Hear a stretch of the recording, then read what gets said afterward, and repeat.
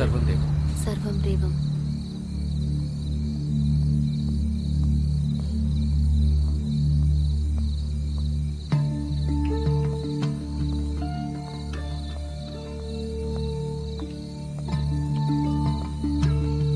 సర్వం దేవం. సర్వం దేవం. బాబాజీకి జై. బాబాజీకి జై. బాబాజీ గారిని కలవాలి. మనం అనుకుంటే బాబాజీ గారిని కలవటం కుదరదు. ఆయన కావలసినప్పుడు ఆయనే పిలుస్తారు. ఒకవేళ కుదిరితే ఆయనతో చెప్తారా బబితా వచ్చింది అని? ఆయన దర్శనానికి. సర్వం దేవం. సర్వం దేవం. బాబాజీకి జై.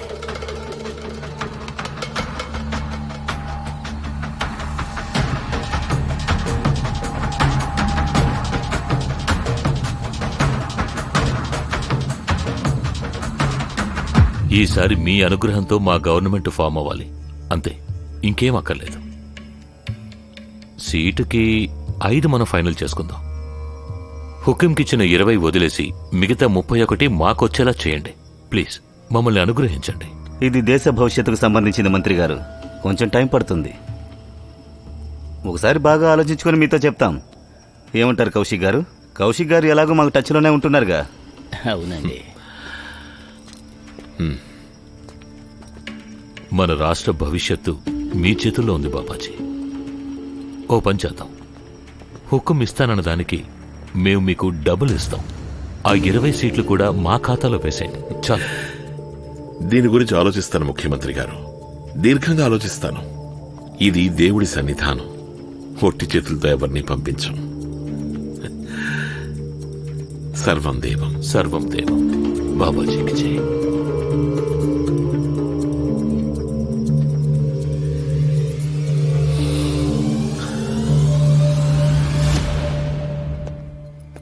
సర్వం దేవం అక్కయ్య గారు. అరే సర్వం దేవం సన్నిబాయ్. ఈరోజు బాబాజీ గారు బబితా సిస్టర్ని పిలిచారు. బబితానా? ఈరోజు మళ్ళీయా? కానీ నిన్నేగా తను లడ్డు తినింది. అయితే సిస్టర్ విజయానికి రహస్యంలో ఏం రాస్తుందో తెలుసా? లడ్డు మనకు నచ్చిందనుకోండి, రెండోసారి తినడంలో ఎలాంటి తప్పు లేదు.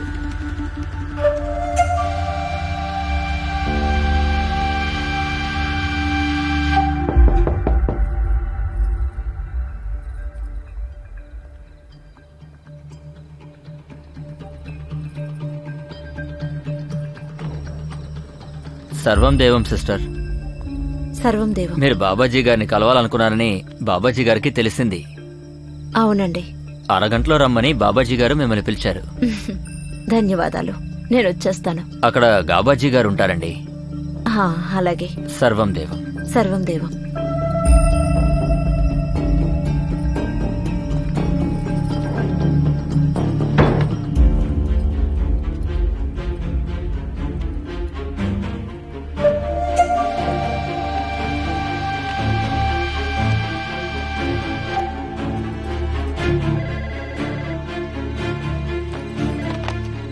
హలో. మళ్ళీ రెండో రోజు కూడా పిలిచారు. ఈ బబిత ఏదో మాయం చేసింది.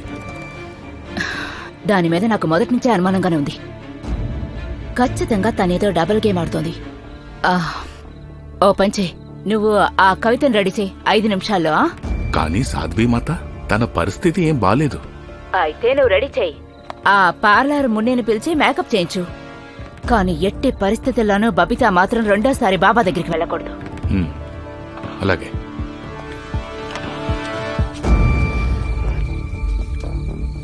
చాలే, ముఖ్యమైన పని వచ్చింది. అరే లేవమంటానా? ఆ గుడ్డని పారాయి. పద పద.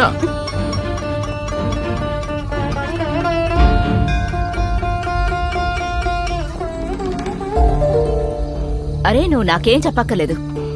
బాబాజీ గారిని తను ఒకసారి కలవాలి. బాబాజీకి ఇష్టమైన అమ్మాయి తను, సరేనా? తనని వెళ్ళనివ్వు. ఇలా చూడండి అమ్మగారు, ఈవిని లోపలికి పంపించమని మాకు ఎలాంటి ఆర్డర్స్ రాలేదు. రండమ్మా, మిమ్మల్ని రమ్మన్నారు. ఏంటి ఆర్డర్స్ అది ఇది అంటున్నావు? నేను స్వయంగా చెప్తున్నాను కదా, తనని వెళ్ళనివ్వు. ఇంకా ఈ అమ్మాయి మాత్రం అస్సలు వెళ్ళకూడదు. వచ్చేసింది పెద్ద, వెళ్ళావు, ఇక్కడి నుంచి వెళ్ళిపోవు. ఇలా చూడండి, మీరు అర్థం చేసుకోండి. ఈవిడ్ని తీసుకురమ్మని మాకు లోపల నుంచి ఆర్డర్స్ వచ్చాయి. మీరు సిస్టంలోనే ఉన్నారుగా, సిస్టమ్ని అర్థం చేసుకోండి. ఇక్కడి నుంచి బయలుదేరండి, గొడవ పడకండి. సిస్టర్, ఒక్క నిమిషం. గాబా, నాకు అంతా అర్థమవుతోంది. సరే, లోపలికి పంపించడానికి నీకు ఏం కావాలి?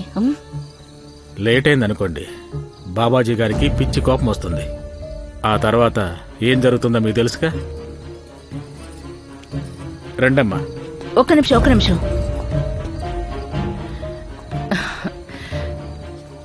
బాగుంది, అందంగా రెడీ అయ్యొచ్చా?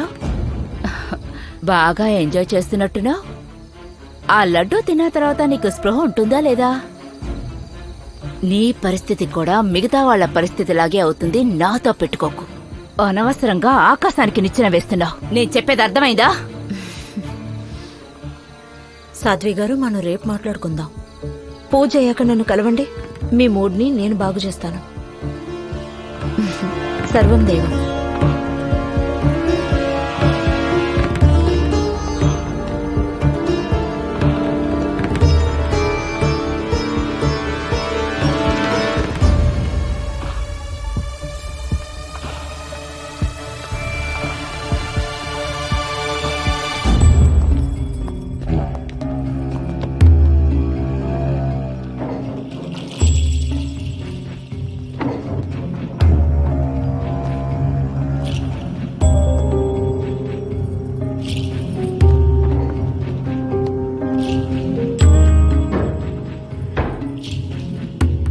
నన్ను ఎందుకు కలవాలనుకున్నావు? నాకు మళ్ళీ మీ ఆశీర్వాదం కావాలి బాబాజీ. పోయినసారి అసలు మిమ్మల్ని కలిసినట్టే అనిపించలేదు. అదా విషయం.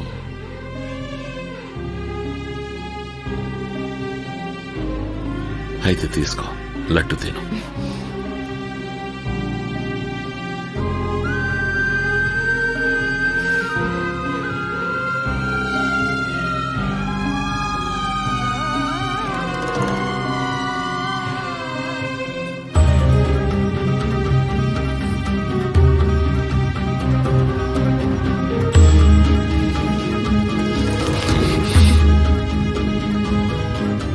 మీరు భయపడ్డారా బాబాజీ? మీకు కూడా భయం వేస్తుందా?